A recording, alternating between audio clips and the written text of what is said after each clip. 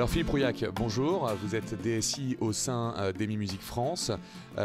Expliquez-nous un petit peu en quoi consiste votre métier directement.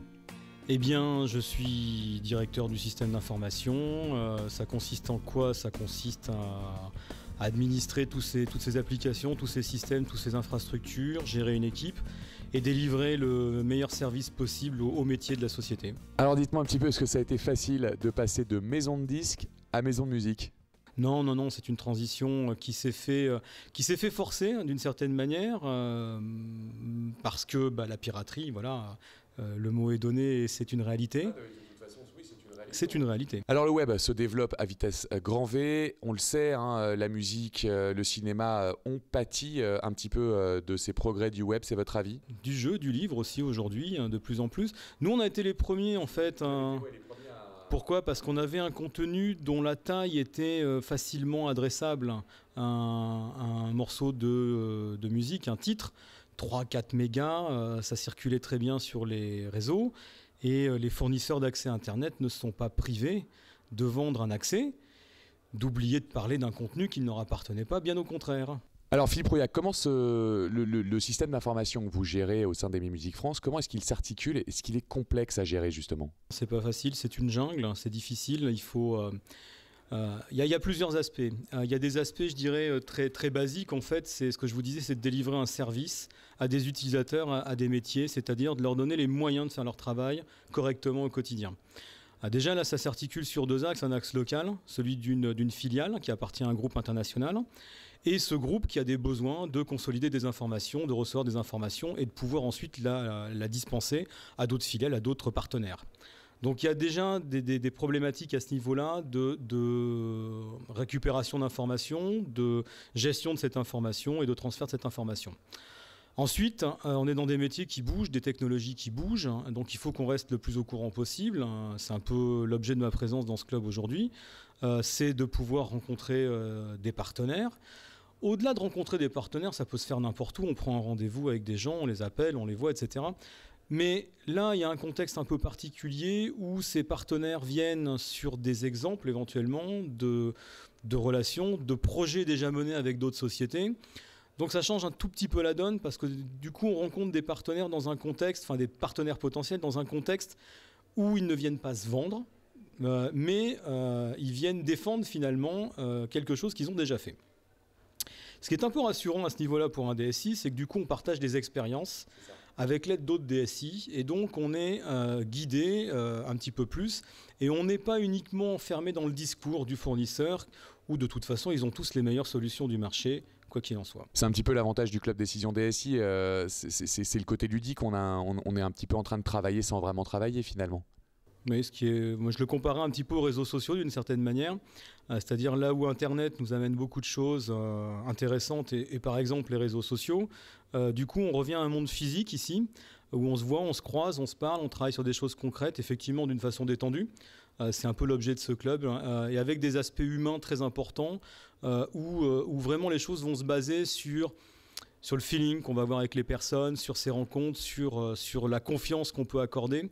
Et on n'a pas du tout les mêmes degrés de confiance dans une relation client-fournisseur que dans une relation d'homologue. Voilà. Alors vous êtes aujourd'hui ambassadeur du club Décision DSI, vous avez fait le choix de vous engager aux côtés du club et de sa présidente Véronique Daval. Expliquez-nous un petit peu ce qui vous a donné cette envie et comment ça s'articule. Écoutez, quand j'ai pris mes fonctions il y a un peu moins de 3 ans maintenant, mon prédécesseur avait commencé à venir à ce club, avait trouvé ça intéressant. Et donc il m'a présenté et puis naturellement ça s'est fait, je suis revenu régulièrement. Parce que j'ai trouvé justement des réponses qui m'intéressaient, à savoir des contacts avec des gens sérieux, des aspects humains, j'attache énormément d'importance à ces aspects-là. Je trouve qu'aujourd'hui, justement, c'est un peu le défaut d'Internet, on déshumanise énormément de choses. Là, du coup, on revient à des valeurs qu'on retrouve d'une certaine manière, justement, l'individu, ses principes, ses valeurs qu'il peut avoir lui-même. Et on retrouve des relations de confiance, des relations différentes, directes. Et bon, basé là-dessus, après on avance doucement sur des projets. Moi je suis en recherche aujourd'hui d'informations en vue d'un projet de téléphonie sur IP. En fait c'est un DSI d'une autre société qui, en discutant avec lui, m'a dit « mais moi je viens d'en finir un il y a quelques temps, on peut en parler ». Très bien. Et il nous a donné plein d'informations, plein d'idées qui m'ont rendu je l'espère, plus pertinent en tout cas dans mes rencontres avec des fournisseurs, qui m'ont permis en tout cas de poser des questions que je n'avais pas forcément en tête, parce qu'on ne peut pas tout savoir, c'est trop vaste. Et donc du coup, on progresse, on va plus vite. Et quand on établit les relations, on n'a pas à douter éventuellement de la confiance qu'on peut avoir, puisqu'on est déjà sur quelque chose qui a été fait par quelqu'un d'autre avec ce même partenaire. Je vous le disais, j'ai adhéré aux valeurs du club, j'ai adhéré à cet aspect qui met en avant l'humain. Véronique Daval, en fait, la présidente, m'a demandé dans l'évolution du club. Le club, en fait, il existe depuis un certain temps, mais il cherchait un petit peu. Il avait commencé à réunir des membres, réunir des sponsors. L'idée était d'exister déjà. Donc ça, elle a réussi à bien le faire. Et elle a souhaité cette année aller de l'avant pour pouvoir ancrer un petit peu plus ses relations, faire que ce soit un lieu d'échange dans le travail aussi, et pas que dans le ludique, un petit peu plus pertinent. Donc il y a des gens, d'autres ambassadeurs et d'autres personnes qui travaillent typiquement à mettre en place un petit site web pour le club, pour justement commencer à créer ce lieu de rencontre et d'échange, mais un peu plus officiel, pour qu'il y ait plus de concrétude, si j'ose dire, dans l'échange, dans voilà, j'ai fait un projet, je peux dire certaines choses, je peux écrire certaines choses. On ne va pas donner le cahier des charges qu'on a fait à son voisin, il faut que chacun travaille aussi, mais on peut au moins donner des guidelines, donner de l'aide, apporter quelque chose, mais dans le concret, pas uniquement dans le verbal. Et dans ce rôle d'ambassadeur, moi, en fait, elle m'a demandé de prendre cette fonction pour accueillir les nouveaux arrivants, entre autres, et puis réfléchir avec elle, parce qu'elle était toute seule jusqu'à présent, réfléchir avec les autres ambassadeurs à une façon de pérenniser ce club, de lui donner de faire porter ses valeurs, tout simplement. Et je trouvais ça effectivement intéressant. C'est un petit investissement, il ne faut pas non plus penser que c'est quelque chose d'énorme, mais voilà, c'est intéressant en tout cas. Alors dites-nous un petit peu quelle est votre vision de l'avenir du club Décision DSI. D'après Véronique, européen, je l'espère, ça risque d'être plus compliqué à gérer. Beaucoup plus. Barrière de langue en premier pour pouvoir gérer tout ça. Mais pourquoi pas ? Il y a des idées en tout cas là-dedans. C'est une ambition forte mais qui peut être intéressante. Déjà au niveau français, de bien s'établir, de montrer en fait, moi en tout cas j'y crois en étant membre aujourd'hui, je crois vraiment et j'ai trouvé moi des réponses pertinentes plusieurs fois.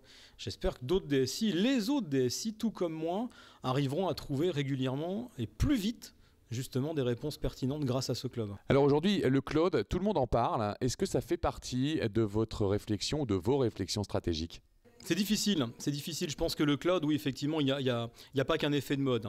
On en parle comme une solution très intéressante d'économie. Donc dès qu'on parle d'économie, ça intéresse immédiatement les entreprises et les DSI qui sont directement impliqués dans ce travail.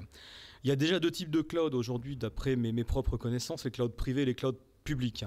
Les clouds privés, j'aurais tendance à dire que c'est un peu du marketing. C'est ce que j'appelle moi de l'infogérance et ça on le fait depuis très très longtemps. Donc ils apportent peut-être dans un cadrage un petit peu différent quelque chose d'autre, mais j'ai du mal à le cerner en tout cas, j'ai vraiment l'impression qu'on parle de la même chose. Le cloud public, c'est ce qu'annoncent des grands acteurs comme Google, comme Amazon, comme Microsoft. Je pense qu'il y a des réponses là aussi, mais c'est délicat. Une société comme la nôtre, qui a subi beaucoup du vol de son contenu, a peut-être du mal, je parle en mon nom, je ne parle pas au nom de la stratégie du groupe, par contre, je pense qu'elle a du mal à appréhender de pouvoir poser ses informations, dans un endroit inconnu, sécurisé comment, on ne sait pas forcément, tout est contractualisé, tout est bien, mais bon voilà.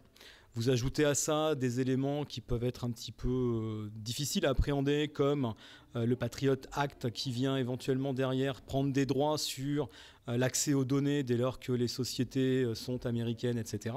Et vous vous dites, mais mes données, donc demain, vont peut-être être accédées par des personnes à qui je n'ai pas forcément envie de les montrer. Ça n'a rien de cachotterie, etc. Mais c'est un patrimoine. Et ce patrimoine, on en est fier, on a envie de le conserver, on a envie de le vendre, d'en faire profiter d'autres partenaires, mais pas forcément de s'en faire déposséder. Donc au niveau local, donc France, EMI France, on n'a pas une vraie réflexion là-dessus pour l'instant. Au niveau du groupe, je ne peux pas vous dire précisément. On est obligé par contre de considérer ces évolutions et ces changements et de se poser des questions. Où est-ce qu'on va aller après, c'est difficile. Alors dites-nous également, Philippe Rouillac, on parlait tout à l'heure de l'évolution du web et justement du support musical. Est-ce que pour vous aujourd'hui, EMI Musique est devenue une société virtuelle ? virtuel. On est encore bien physique, on a bien pignon sur rue aujourd'hui. On n'est pas comme des pure players du web comme on peut trouver aujourd'hui.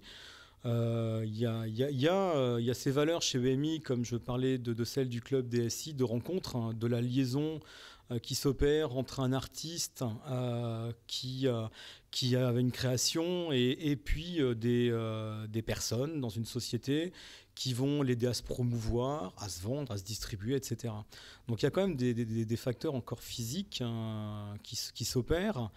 Donc dans ce domaine, je ne parlerai pas de société virtuelle. Côté informatique, c'est un peu les prémices du cloud.